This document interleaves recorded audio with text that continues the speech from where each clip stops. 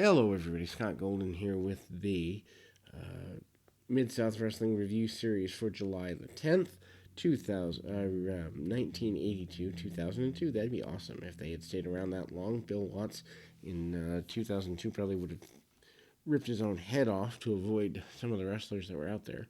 But we move through this in an interesting clip. Paul Ellering doing pull-ups with children, and then we move to Paul Ellering against Billy Starr. Relatively, I guess you'd say, youngish enhancement talent here in July of 82.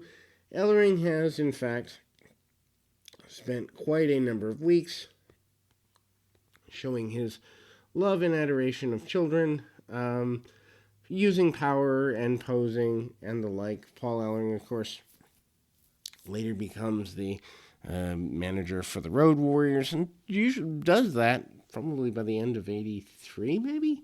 So, I mean, he's not around wrestling full-time too much longer, I don't believe. Anyway, shoulder tackle by Ellering, and again, he's off and going, and hits a drop kick under the chin of Starr. Starr is a good enhancement talent for the day, and Ellering manages to get him over, crank on the arm, and away we go.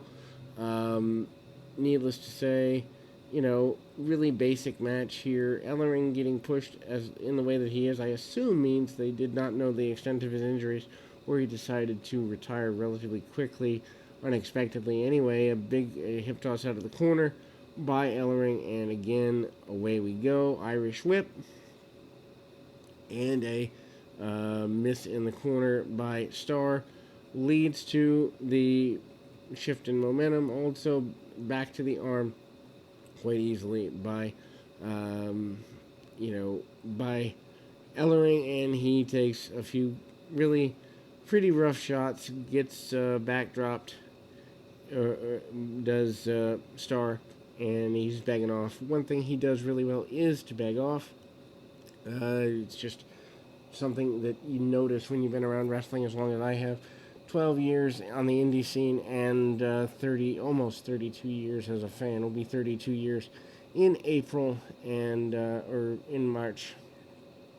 But a hanging suplex, a hanging neck breaker, and a 3 count for Ellering, and again we kind of go into something a little more, I don't want to say necessarily aggressive, but a Ted DiBiase Jesse Barr match is up next. DiBiase once again your North American champion, and he's certainly using his more traditional wrestling skills.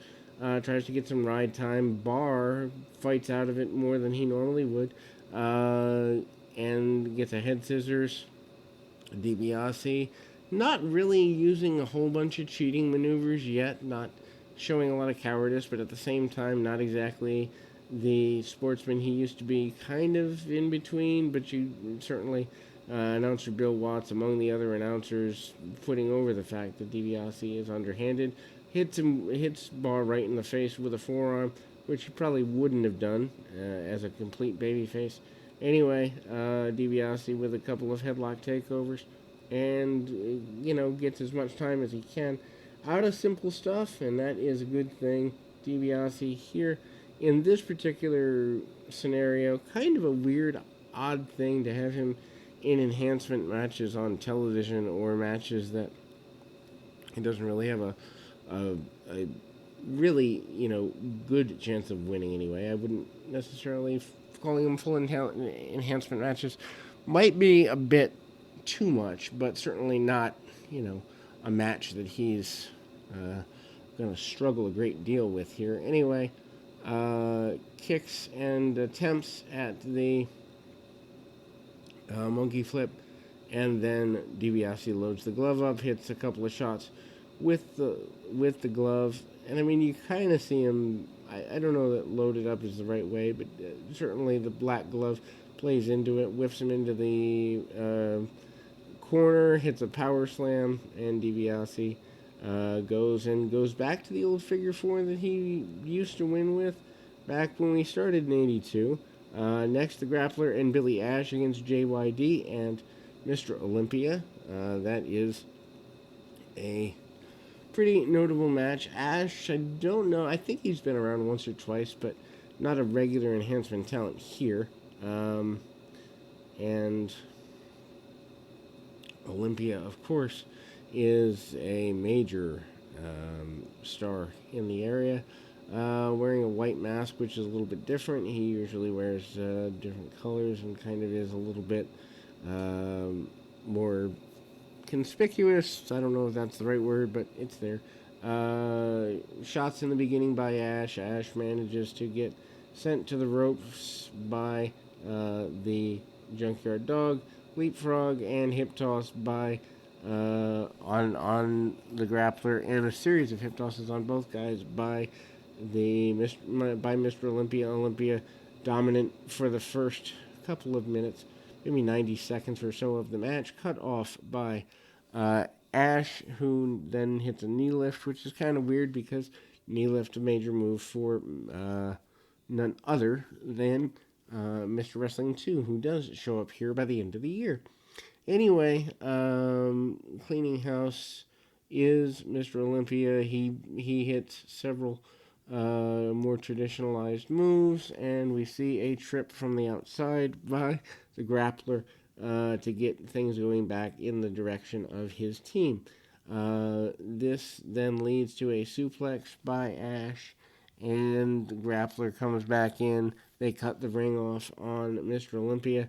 Dog spends a good bit of time on the apron. Not sure if he's unwell or they set the match up that way, but he spends most of the match on the apron as Olympia gets taken down with backbreakers, among other things. Several more minutes of a need for a hot tag. Maybe even for this duration where the matches are 5 to 7 minutes most of the time, this match might even be too long without much input from the dog. Dog does finally get the hot tag and comes in cleaning house on both members of the opposite team. Then we see Dog manage to get some kicks, headbutts, and the like, and a big clothesline by the dog. And ultimately, Dog hits Power Slam and gets a victory. We move on to Buddy Landell versus Killer Khan. One thing I like about Mid-South is you see wrestling matches where you wonder what's going to happen with characters week to week. You know, Killer Khan coming off the win with Ernie Ladd. I assume that means he's going places. Don't really know. But Buddy Landell is a guy I haven't figured out what they're doing with. But I care about the characters because week to week wins and losses matter. This is not something that most companies are doing today. Buddy Landell manages to kick at the legs of his adversary, Skandor Akbar, on the outside, seconding Killer Khan as one would expect him to do, and Khan manages with some chokes, punches, and kicks. Nothing major, but, willing to do as much cheating as is humanly possible to get the advantage that he desires. Big body slam and a hot shot over the top rope by Khan, and he manages to go after his opponent for punches, kicks, and basic things. Landell doesn't die, but takes the majority of the defensive posture in the match. However, does attempt a cross body, but bounces off of the much larger Khan before Khan makes his way to the second rope, hitting the middle rope knee drop for the victory. We move, out of sequence, skipped a match without meaning to. Hacksaw Duggan against, Vinny Romo. Duggan, of course, still the hired gun, for lack of a better term, of Skandor Akbar. Although Akbar not using him all the time. Ride time by Duggan, which is a little weird when we consider that most of us have only known Jim Duggan as a bit of a brawler, and so him getting some ride time on his enhancement talent match is a bit odd, but at the same time he continues to brawl forearms and the like, and then we see him send the man into the ropes, back elbow there, and a double axe handle among other things. Duggan looks to be in good shape, sending his opponent into the um, apron and kind of stomping and being ready to go in any way necessary. Big power slam like maneuver into a shoulder breaker instead of power slam, but Duggan could have gotten a win just about any time and is frustrated when he only gets a 2 count off of the shoulder breaker. Irish whip by his opponent and a kick by Duggan right under the chin leads him to almost gaining a victory. Locks on a hammerlock and wrist lock, and then we see Duggan take over with a bit slower action. Duggan has not found his complete brawler persona because we see him using hammerlocks and other basic things we wouldn't see him use for years later in the WWF, WCW, or other places. Romo hits a drop kick under the chin of Duggan, giving himself the advantage that he needs or wants or whatever the case may be, and Duggan actually stumbles into the corner awkwardly off an Irish whip, almost as though he's lost where he is in the middle of the ring. The young enhancement talent slips off the middle rope, going for a crossbody. Duggan quickly recovers and hits the Oklahoma Stampede style slam, getting a victory in the process. One Man Gang and Coco Samoa is up next, and we see obviously the Gang pretty dominant here, as he doesn't need to waste a whole bunch of time with this particular matchup. Punches, kicks, and the like, using his power early. Gang is not terribly worried about Coco Samoa. This is probably the third or fourth time they've wrestled on TV. Match results never differ. Also, what never differs is Coco is given the opportunity to kind of continue the fight, so to speak, and always fights back with a few punches here and there, never completely dying in the hands of his adversary, but knowing his place, knowing his value, and doing the enhancement work that needs to be done for the time and space of the situation.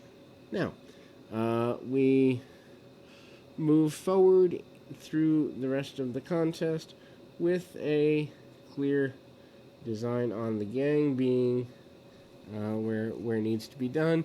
One Man Gang is able to sidestep a cross-body attempt by Coco, and Coco does manage to stand and again hit a couple of shots, not completely dying on the Gang, but elbow drop after a body slam gets things going for the Gang, hits a couple elbows, and the One Man Gang gets the victory over his barefooted adversary. The final match on the program, Bob Roop and Rick Harris versus Ernie Ladd and Buck Robley. Being that they have about 5 minutes, this is a very basic match and is there more than anything to fill out the television time and continue to give, I assume, Ernie Ladd something to do with himself and try to establish Robley as a guy that you can do more with. Robley and Roop managed to square off, Robley getting an early advantage with a body slam and actually taking Roop down quite a few times, the former North American champion not looking to be terribly impressive in this particular outing. Both of the heels run together and Harris finds himself on the receiving end of some shots from Ernie Ladd. Ladd brings the crowd up at a whole different level than Robley does, and it's clear to say that Ladd has more cachet with the crowd than his partner does at this particular juncture. Robley comes back in, goes for a cover, and gets some advantages. However, there's a cutoff, and Roop and Harris managed to take over for the next few minutes. Ultimately, we see a few body slams from Harris, and Robley gets beat down pretty well for about the next 2 or 3 minutes, with some hope spots along the way. finally getting a hot tag and Ernie Ladd in and taking on both men. And ultimately, we lead to all four guys in the ring. Um, with, at the end, Ladd managing to send his opponent all the way around and double team by the baby faces, big back body drop, and an elbow drop that misses by Robley by quite a mile, followed by a leg drop by Ladd, which leads to the victory for his team. Ladd given the victory because he's an established guy in the territory, and for the most part, the match is more about him than anything else. But we move forward into the next of the